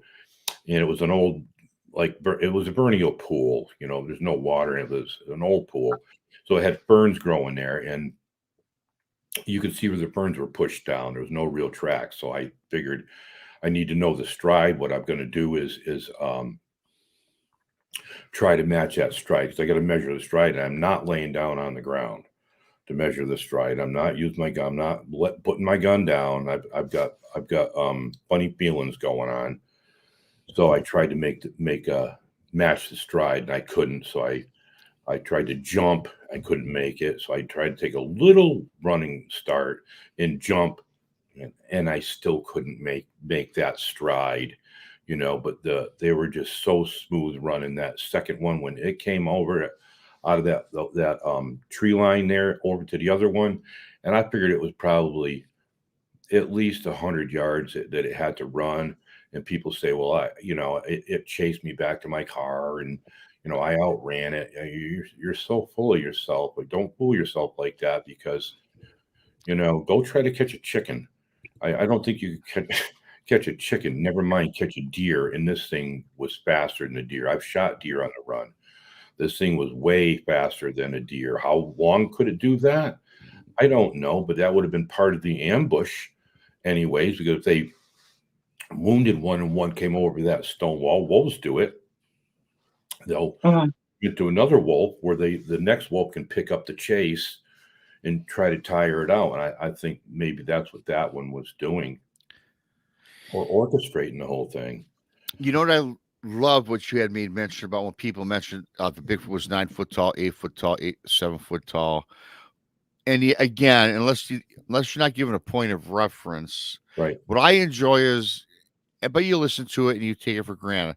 Like what I saw was, I say 9 foot tall because I know that the tree line that I was looking at from the water, the first limb came out who had been 8 foot. And the thing I saw was standing at least there. It's been there for years. What I also love is when people send a picture of a footprint, and if they don't have the tape measure, they'll put down a pack of cigarettes, a lighter, just to give you in your mind now. Okay, now that makes sense, right? Right. Just to say, no one's seen a 12-foot Bigfoot. Maybe they have. That I mean, come on, and it depends too, I guess, on your region. And I don't know that I buy into that. The Pacific Northwest and Alaska is supposed to have the biggest. It's more abundant. But then, and they say in southern Florida or southern Ohio, they're smaller. But I don't buy really the region. I mean, I think Alaska's something off the charts, right? But I think that, and what do you feel on this? Depending on your region, or it doesn't matter. I'm going to agree with you totally on that. And even with the region wise is personally, this is what I think is going on. I think that what they're coming across is they're coming across younger ones. We may have no idea. I may have an idea on how long they actually do live, but let's just say the younger ones are under 9 feet tall, or under 10 feet tall. How long does it take them to get that far? And then once they get older, they're up around 11 feet, 12 feet tall. They're older. They have to be able to rely on something to obtain food sources, and they're probably a little bit uglier. So I would be right along with those lines of thinking, Rob, that perhaps region does have a little bit to do with it. Okay. And then, of course, the age of them also. There you go. I think that's really what's going on there. I do strongly believe that that they teach their young about us. They bring them around the campgrounds. I had a chance to sit down and talk with a gentleman by the name of Chief Ernest, and he in private, and he told me, he said they've always known you, and they've been watching out for you for a long time. And it made a lot of sense to me, and just to give you an idea, is I always believed that I was in an epicenter for these things. And now over the past year, I found that I think it was probably around 9 people that have finally come forward from that area, who have all had encounters at one time within, well, the majority of them were within 4.5 miles from where I was. And the rest of them, you could have probably a total of over 30 of them at least, because it will go all the way up to Mount Greylock. But on the other side of that Drake Mountain, there's a mountain called Mount Sodom, and there's a cave system in there. And I just took an account, which we'll be coming out with soon on that, on a show on those people, because Okay. there, numerous times. There was three of them that they seen, and I've heard that before in that area. I strongly believe that they're family units. I strongly believe that they're territorial, or maybe not so much as territorial. Like, we put a fence around our property. A dog pees around its property. A buck will rub those trees. A bear will scratch those trees. That's how we know the roaming range of these different animals and everything.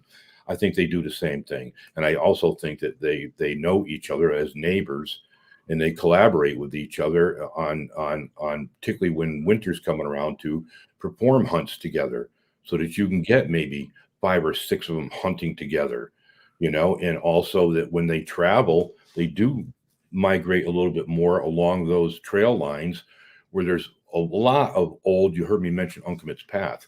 There's a lot of old farmland that's forgotten farmland in there that still have apple trees and peach trees. They know that. Uncomit's Path goes all the way from the colonial villages in Connecticut all the way up through the Berkshires, so that this one individual whose name was an Indian named Uncomit could bring the tax collector all the way up through there. He had to know about them also. And there happened to have been a group of Indians that lived right near Drake Mountain right there. So they also had to know about them, and perhaps why that rock is painted. But I think they stick together like that, and they hunt. Brandy, really quick, I have to step away for a second because my niece can't find my truck keys. So you guys just continue on. I'll be back. That's okay. I've got questions. I know you do, and I'll be back in 2 seconds. And okay, no problem. You know how life rolls over here, Rando. That's right. It's something always going on. It's okay. Anyway, so I want to go back into your story before all this happened, and you were driving up, and you noted that you seen, what was it, 3 boulders there? Yeah, on 3/4 of the way on the top of the mountain, there's 3 huge boulders. One of them at the very top, I believe, is called Lookout Boulder. That's like 40 feet tall. The other 3 reminded me of Stonehenge because they're located so close together. And they had to be 25 to, I'll say, 35 feet tall easily, and they were very close together. You could gotten right in between them and maybe put up a 24 by 24 foot tent right in between all them boulders, and use them boulders as a reflector if you're going to make a fire or anything like that. Matter of fact, that was going to be my go-to point had I got caught, because I've been caught in blizzards before out hunting.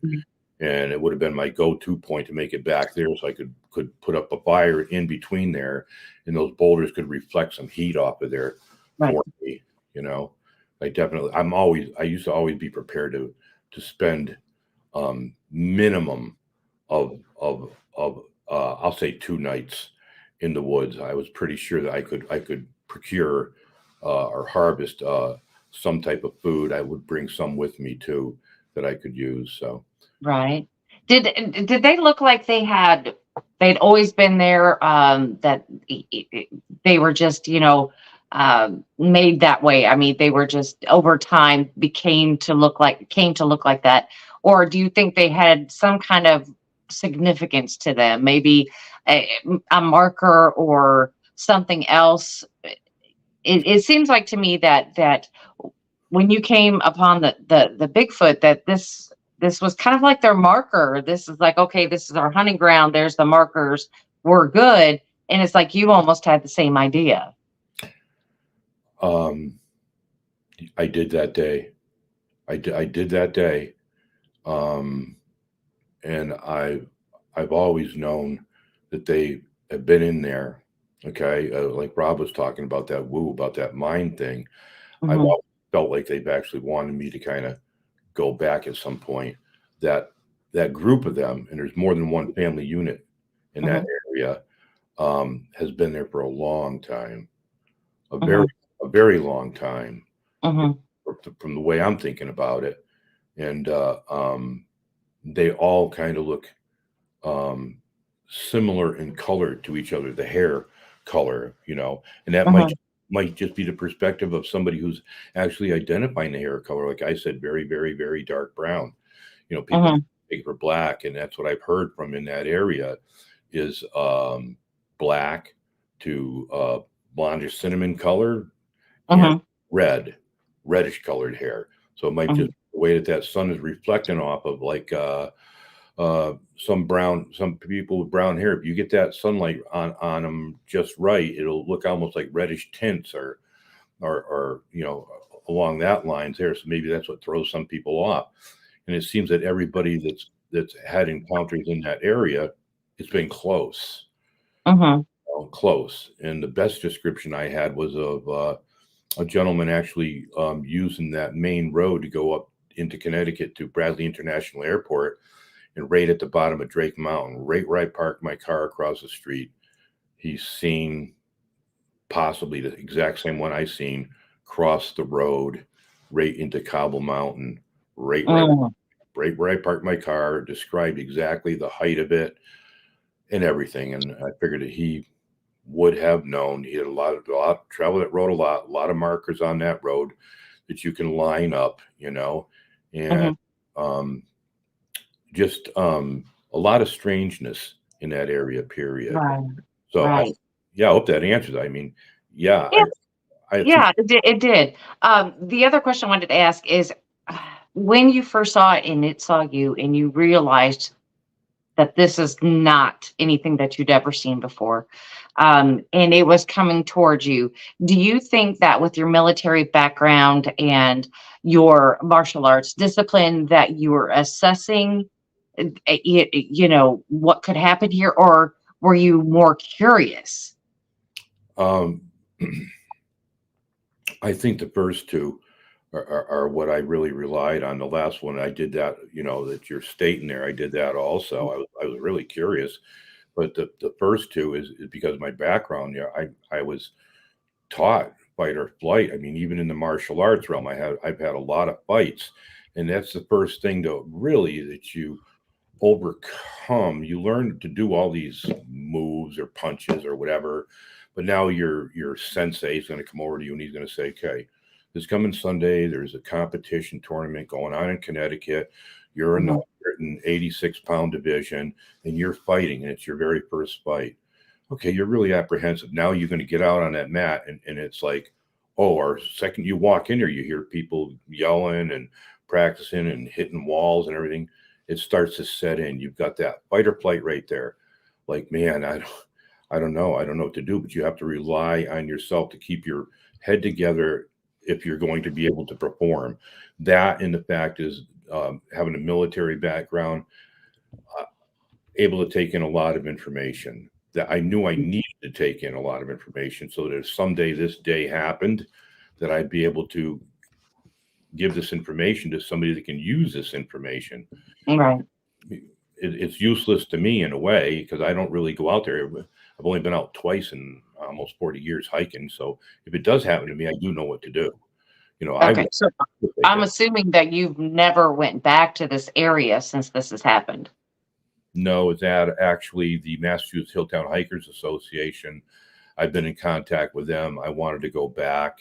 I wanted to go up on top of that Drake Mountain, and they said, yeah, we'd love to have you back. We want to get a group of people to go up there. We have trails that go all the way up and through there, but ironically, people won't go up there because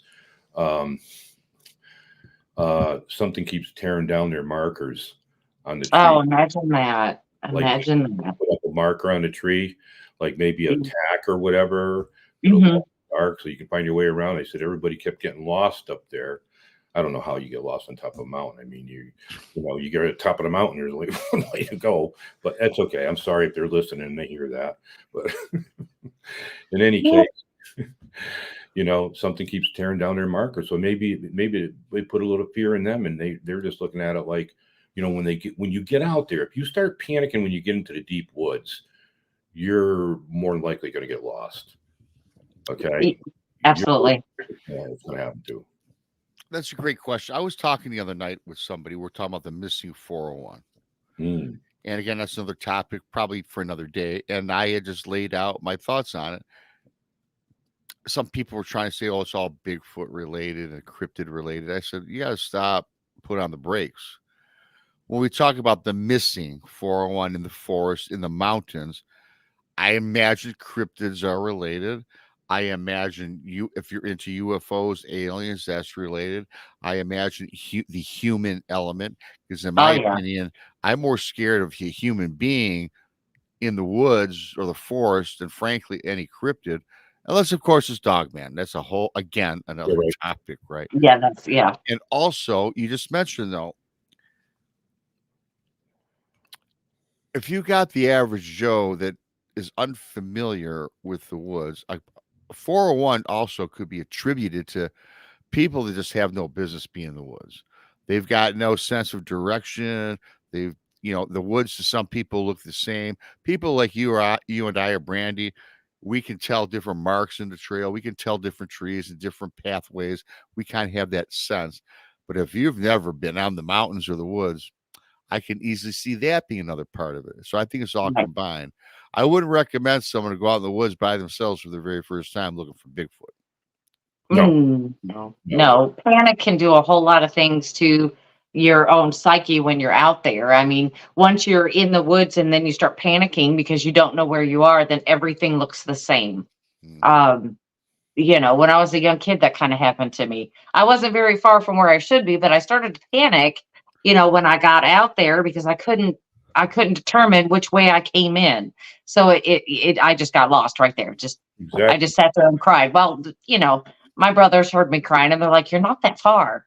Yeah. But that just shows you, how panic can make you disorient yourself. So, it's always most important to stay calm.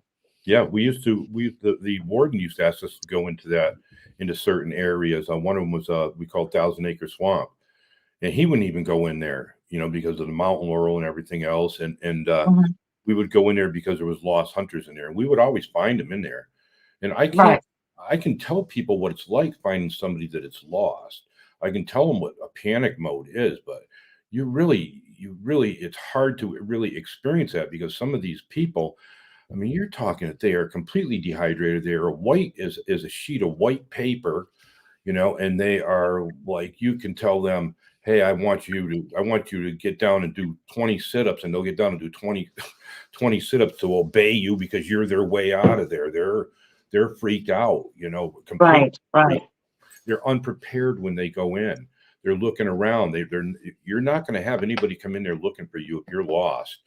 Or I think it's like, I want to say it's like 2 or 3 days, and you could be long gone after one day, and you might not be as what happened to me in a complete whiteout blizzard.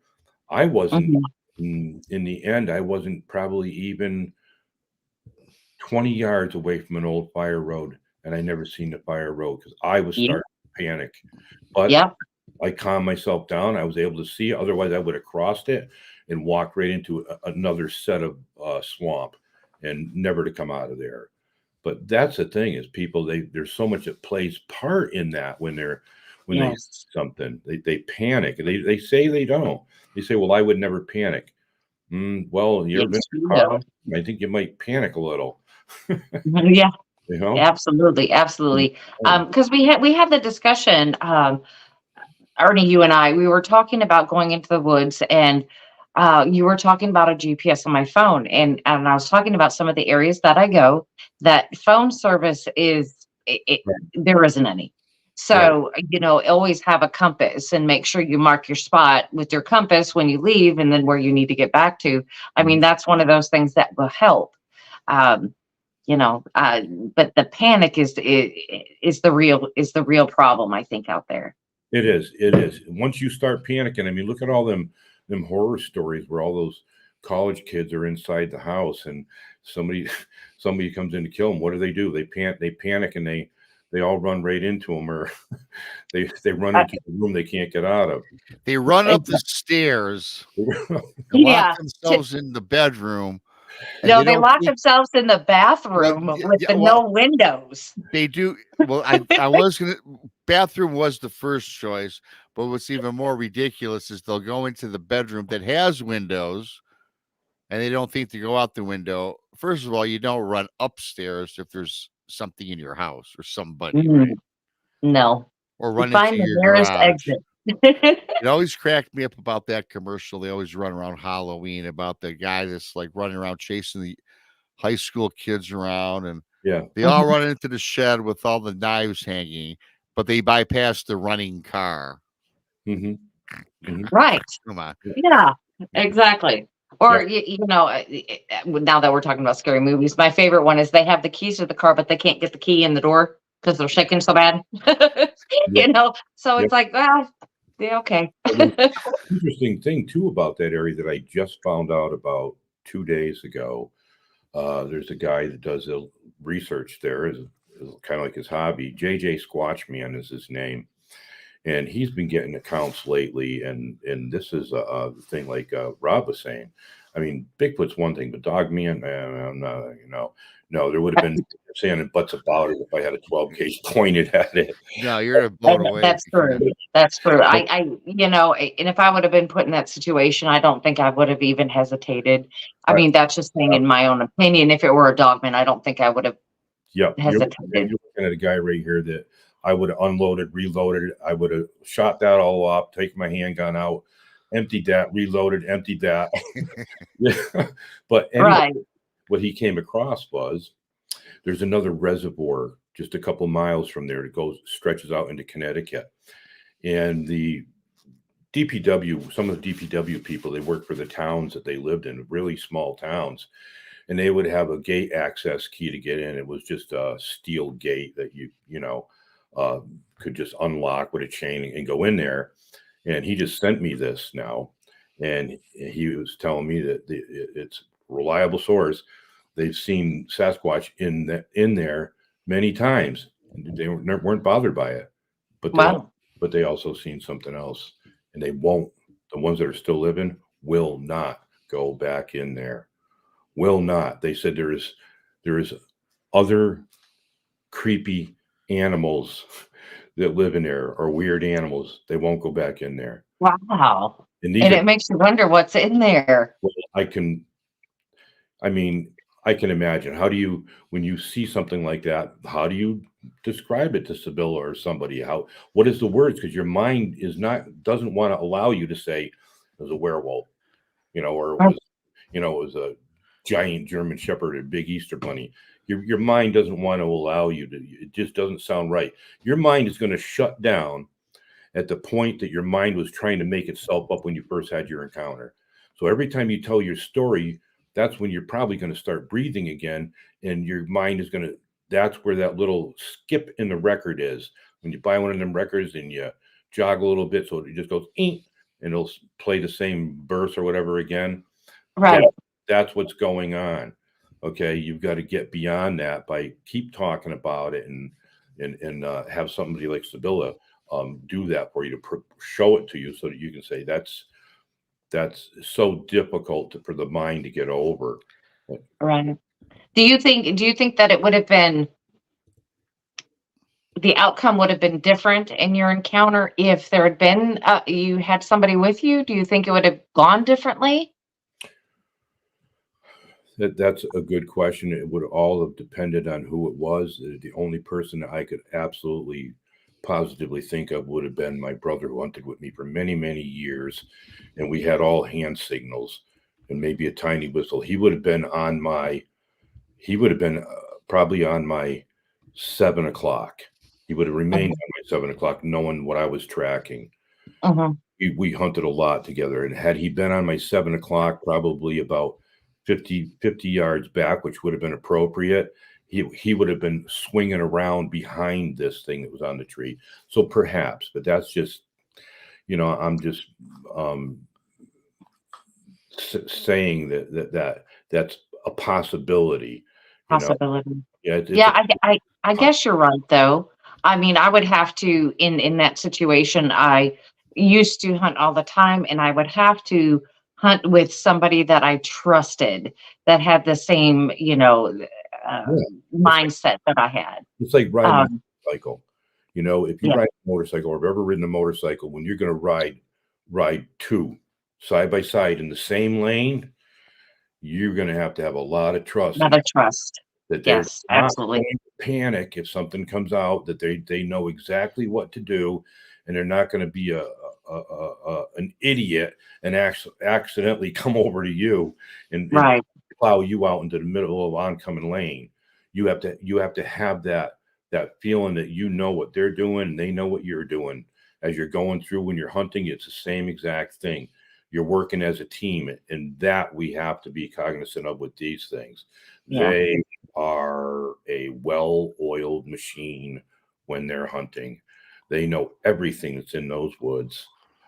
Everything. Speaking of, sorry, Ernie, speaking of sketching encounters, my lovely friend Sibylla Irwin has been lurking. Sibylla. She's been lurking. Hi, Sibylla. Everybody go to her channel, Sketching Encounters, Sibylla Irwin, fantastic artist. And I tell you what, Absolutely. she's got a booming channel. Only woman I know starts a YouTube channel, gets 100,000 views in a week.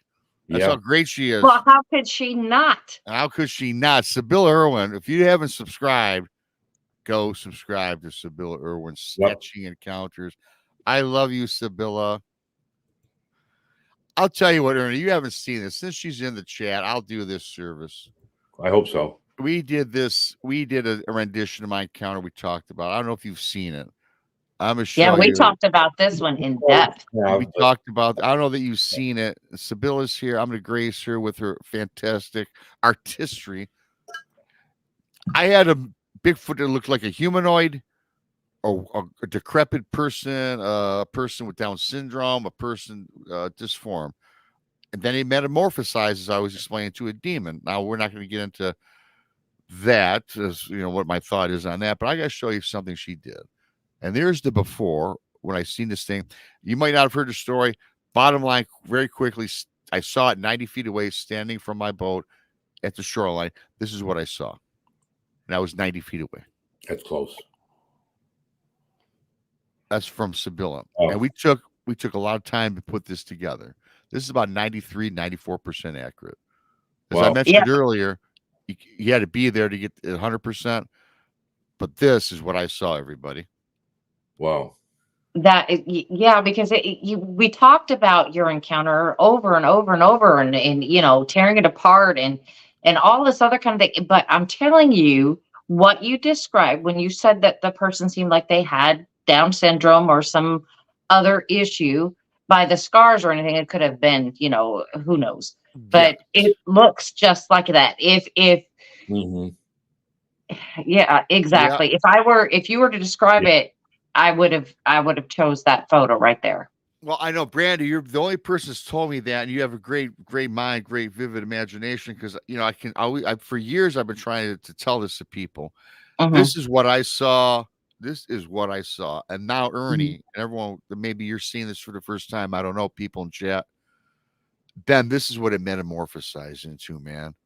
And this is why I don't think I'm not in the aper camp at all. I'm not. Here we go. Yeah.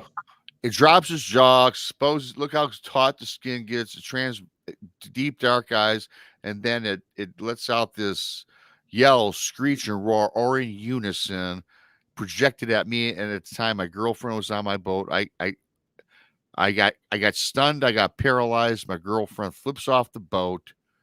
Now I see in black and white. It was just a horrible day, but this is what it looked at, and I felt energy that I've never felt in my entire life. I can picture that. You know, and really briefly, this is what it did when it started roaring. Wow. It extends the arms, and it just bellowed out. I mean, come on, man. And then here it is standing there prior to the metamorphosis. Wow. These are all courtesy Sibylla Irwin. Thanks, Sibylla. She brought my Bigfoot to life. Now I forever have. I'll never forget the image in my mind, but now it's something I can share to people when I tell my story about what I saw. And I'm going to tell you, Ernie, 93% accurate. So thank you, Sibylla. And that thing is awesome. Also. That thing is muscular also. Yeah, and it's kind of weird. The more you look at it, too, it's kind of got thinner legs. I mean, it's awkward looking, but they're muscly. Yeah, it is. It was.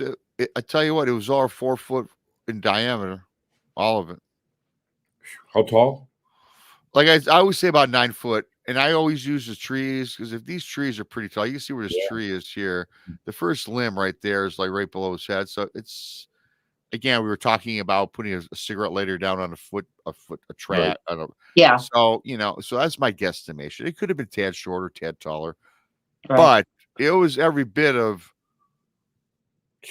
9 foot, man. And that would have been a different situation with me, completely different situation with me. I can picture it. And the first picture you showed, I mean, you can see life in its eyes. Well, picture. I can see there. I can feel it. I can tell you that. That's that would have set me back. Well, what you just brought up about life in the eyes. This looks like a person, kind of, right? Would you agree or disagree? I would agree. Not a person that I've seen. It's not your average looking human, right? Well, I don't want to say too much. Okay, well, okay. And then I do know some whose eyes kind of look like that. Well, again, that's why I was mentioning maybe they had a stroke. Maybe it was a down. Maybe this was an inbreed. Then people say, Rob, maybe that's an inbreed. I don't know. Or they had a stroke. I'm just thinking maybe it was just a genetic defect. And then of course, within a matter of seconds, I'm staring this down. Yeah, that's not cool. No. Here's a side by side. That's almost a whole different creature. It's like something different. I can picture it happening, though. I can picture it actually happening because you look at that mouth. How I'm going to say the width of her mouth, where her cheeks are there, and then totally open it up like that. Yeah, that's a little bit. It's strange. That would set that. That was again, man. That's what I saw. That's why I'm a knower today. I seen that, and thank you again, Bill, if you're still here. She finally did what I needed done for people to see. I'll never forget that image. And that's what I was going to ask you. I know we're running a little longer than normal. You've kind of hinted about your beliefs in this. And I flip-flop. First of all, I did say I'm not in the apers camp. This to me is not some gorilla running around North America. No. So, and I think it's a combination. I think that it's something. I hate to say ancient person. I don't like to say a hybrid human. I think there's a paranormal element. I think that, again, I talked to so many. A lot of First Nations will say it's a spiritual being of the forest. And some will say that it's more of a physical being. I can't put my finger on whether it's both. I think it's both. I think they can do anything. I think they can go through portals. I think that they can go from point A to point B in a matter of seconds. And I also think that they can just look like an unnatural physical presence. And I'll just say presence. But to me, there's something more to it. Are they from the inner? Are they from inner Earth? Are they alien? Were they born and bred here? I don't know. That's why I love this topic, because it's such a mystery. Absolutely. Yeah, that it is interesting because let's just throw Ron Moorhead out there for a second. He's really talking about the quantum physics here. Yeah, and I love talking to him. Absolutely, yes. In quantum physics, you're going right into that movie Lucy. It's like possible. Anything is possible, and it appears that they just may be able to do something like this. And I got to tell you, it's always, I got to say hi to Kiera. I haven't seen Kiera. I am in a while. Hi, Kiera. Thanks for coming in. I got to say, though, I talked to Ron Moorhead 3 times now in my lifetime. He's been on this show twice. And the very first time I talked to Ron off air, we were talking. We had an hour chat on the phone. He goes, Rob, if 30 years ago, you'd have came to me and started talking all this woo nonsense, aliens, spiritual, I'd have told you, young man, turn around and go home. With all due respect, you're barking up the wrong tree. This is like 30, 40 years ago. If he was 30 or 40 years younger, he goes, today, Rob, if you presented me the same questions, I'd sit down and we would talk for hours and hours and hours, because he is a believer. He was once in the apers camp. Today, and I'll say it, and he won't say anything against me. He's in the woo camp today. Oh, yeah. He is in the woo camp. And what I love about Ron is he's not one of these researchers that goes through life 30, 40 years with blinders on. It's physical, it's an ape, and that's all it is. At least Ron's evolved, and a lot of people haven't.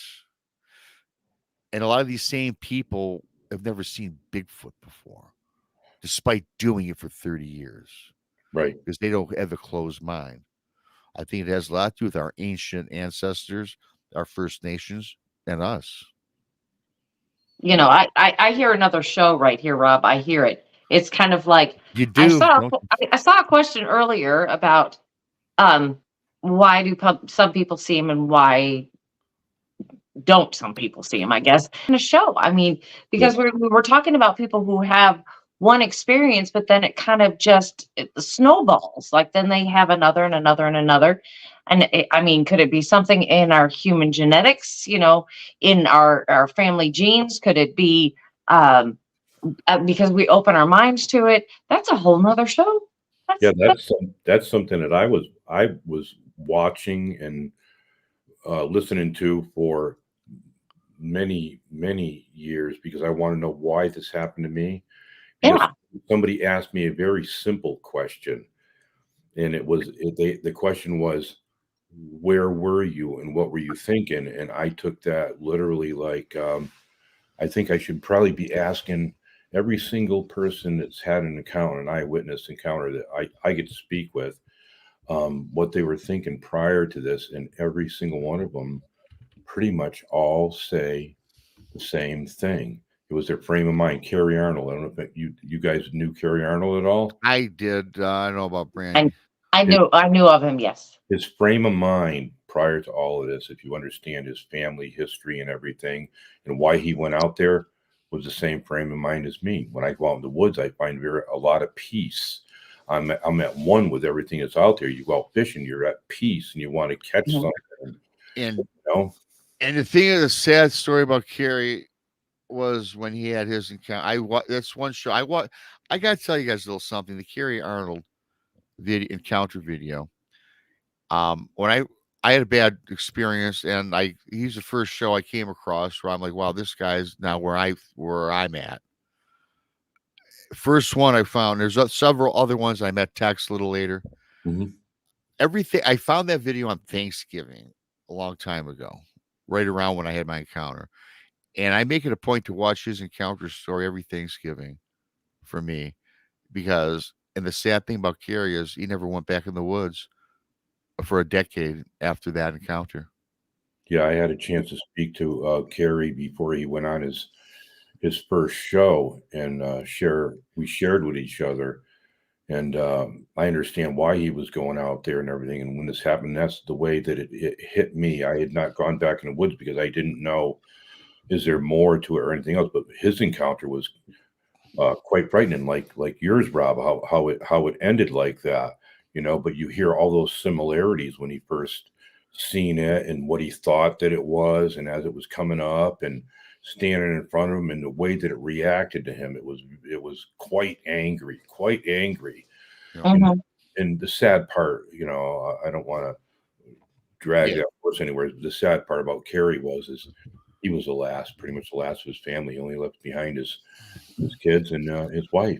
I heard that story, man. He within a 3-year period, he lost 2 brothers, mother, his friends. It was just terrible. It was terrible. Yeah.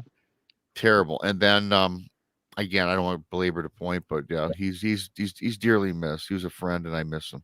Yeah. We've gone over 2 hours, but before you go, I got to ask you this: if I was a young guy and I came across Ernie and I asked you, "Hey, man, Ernie, I'm into this Bigfoot research," and the kid asks you, "What's your definition of Bigfoot?" How would you answer?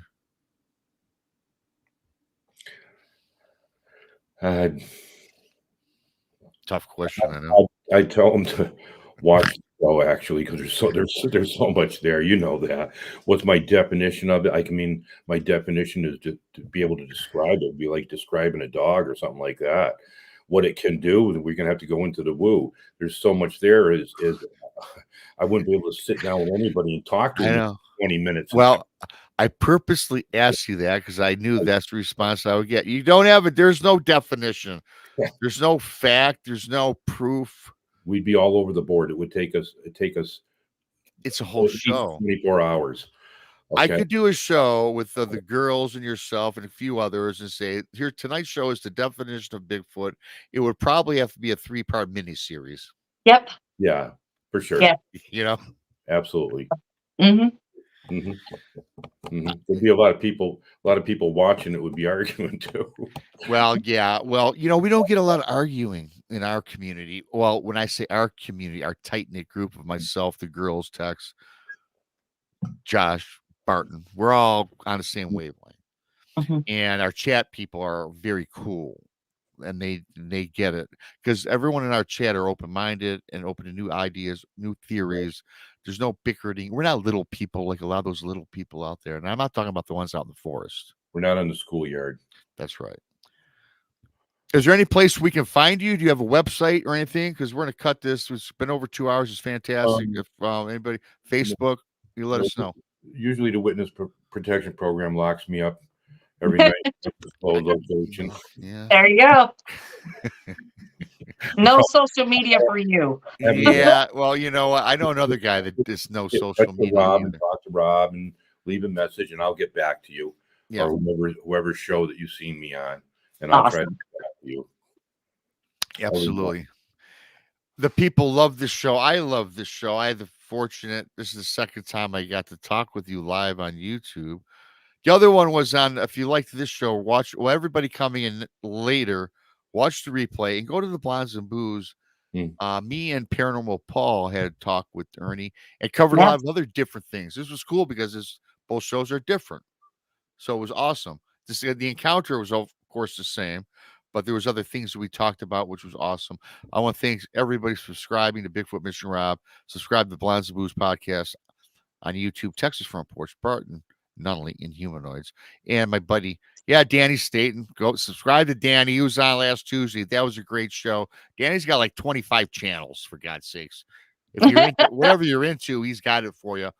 And then I know I'm missing people. There's so many friends I have. We say it every week on our shows who to go check out. So if I missed anybody, I do apologize. You know, I didn't mean that. And Thursday nights is tonight's Brandy. What do you got, Krista, got going on? Well, tonight we have Jeremiah Fountain this Thursday. Of course, we do have a show on Friday, but next Thursday, we also have Lyle Blackburn on next Thursday. And the week after that, on Thursday, we have Thomas Winterton from Secrets of Skinwalker Ranch. I'm glad I discovered the Blondes and Booze. I'm so excited. We've got great guests coming on, and it's that Thomas Winterton and the Secrets of Skinwalker Ranch. I'm just like, oh. That's going to be a great one. I'm excited. That's going to be a great one.